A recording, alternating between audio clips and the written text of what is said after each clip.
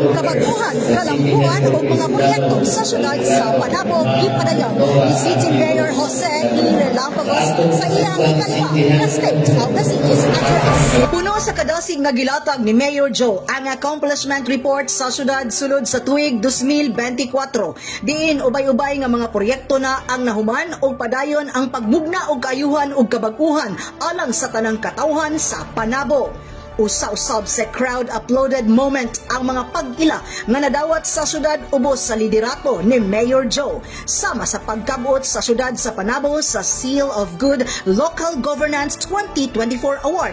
Diin human sa 8 ka tuig, nabalik na kini sa Panabo City tungod sa hiniusang pagpaningkamot sa matag opisina sa lokal nga panggamhanan.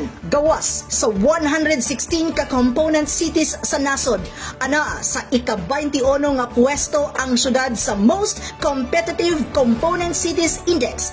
Highlight usab nga anaa sa 89.39% ang kadalanan nga nasemento na. Dugang pa, gipasigarbo ni Mayor Joe ang mga prioridad nga proyekto sa syudad sa tuig 2025 ug sa umaabot nga mga katuigan, pinaagi sa presentasyon sa mga architectural drawings nga giandam sa City Planning and Development Office.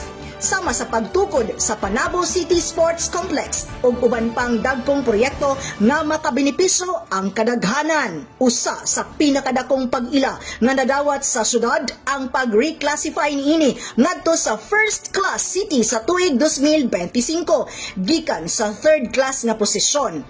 Base sa Republic Act No. 11964 o ang Automatic Income Classification of LGUs Act, ang pag-implementa niini pinaagi sa Department Order No.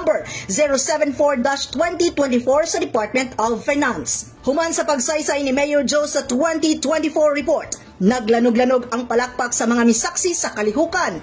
Timailhan nga dili lamang gituman ni Mayor Joe ang saad niini nga malungtarong syudad alang sa Panaboans, kundi labaw pa ang iyahang pagserbisyo og mga inisyatibo alang sa kaayuhan sa tanan. Alang sa tibuok nga detalye sa ulat ni Mayor Joe 2025, mamahimong lantawon gini sa Panabo City Information Office Facebook page.